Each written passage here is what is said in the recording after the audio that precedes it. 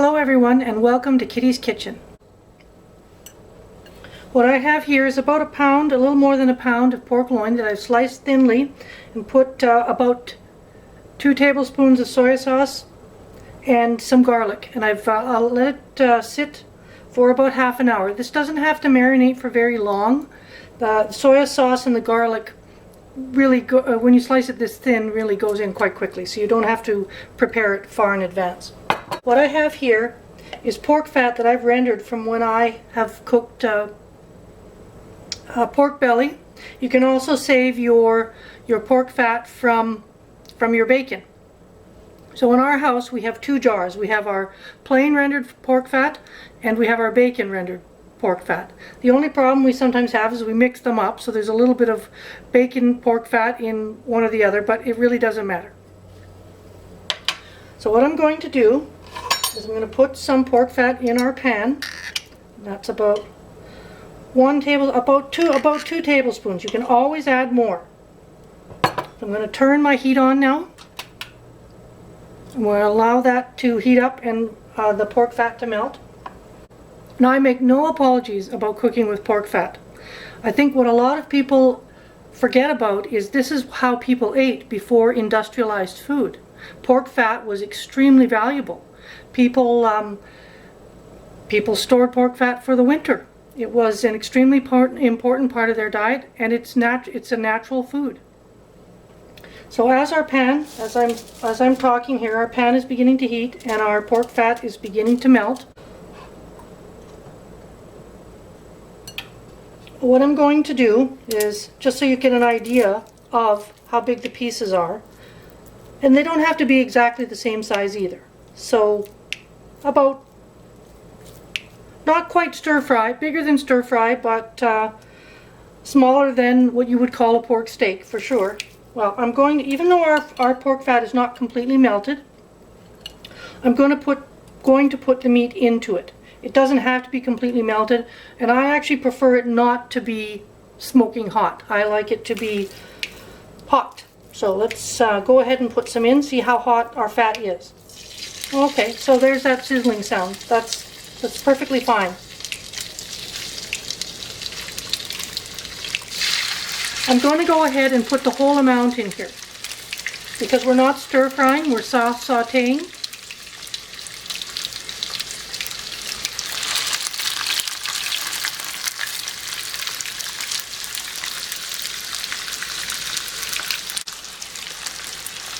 I think once you start cooking with pork fat, you'll notice a difference in how things taste. A superior taste, in my opinion. Now, if you don't like the idea of cooking in lard for whatever reason, by all means use olive oil or avocado oil, whatever you like. But I think we should return to some of these natural foods, and I think you'll enjoy the flavor. So I'm just going to move my meat around here a little bit. It shouldn't take more than a few minutes.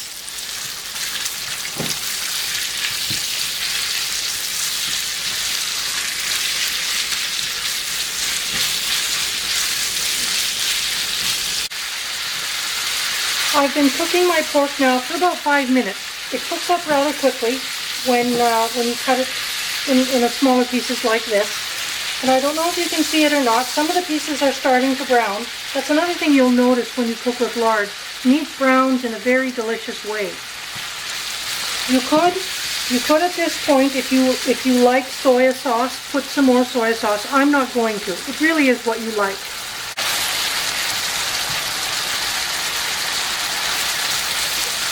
So our meat is essentially cooked right now. It's let go a little bit of moisture, as you can see in the bottom of the pan.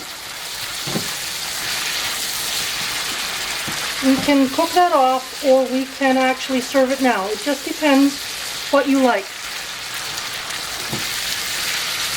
I prefer it a little less brown, depending on what you're making. If I were stir frying this with vegetables, I think I might let it get a bit more brown. But what I'm going to do is I'm going to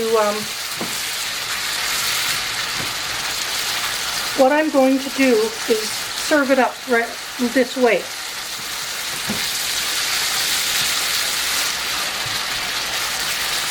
And I think what we'll do today is I'll show you two ways that I would serve this. Fried pork is actually quite versatile. You can do quite a few things with it. So I'm going to turn the heat off and take it off the heat just so we don't have as much noise from the frying. And I'll show you the first way we're going to serve it. For those of you just starting on your keto meal plans, I might be able to offer you some tips. I spent an awful lot of time in the beginning making, well, I guess you'd call, I don't know if you'd call them fake foods, but examples would be the spiralized zucchini and things like that in place of spaghetti.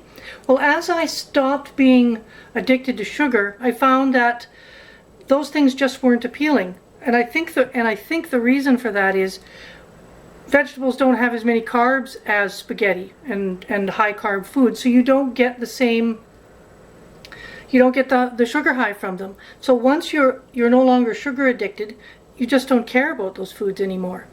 So as an example of that, now when I make this pork, we will just eat it, for example, I've just picked some lettuce here.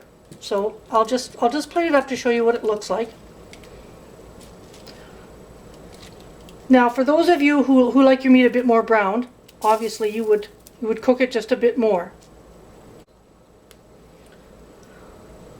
What I'm going to serve this with today is just some sesame seeds. I'm just going to put the plate down. I'm just going to put some sesame seeds. You could also serve this with some sesame oil, which I'm going to put, I'll put a little drizzle on right now. Sesame oil has quite a strong flavor. So depends how much you like. But just remember, it does have a strong flavor. So if you use a lot, you'll have a strong sesame flavor. And because this dish is Asian inspired, I'm actually going to serve it with a little bit of kimchi. There's endless varieties really of what you can serve this with. The second way we're going to serve this is as a pork satay with a spicy peanut dipping sauce. Now I learned this from another cooking show that I watch. I don't know if anyone else watches the Headbanger's Kitchen, but he had lots of really good ideas.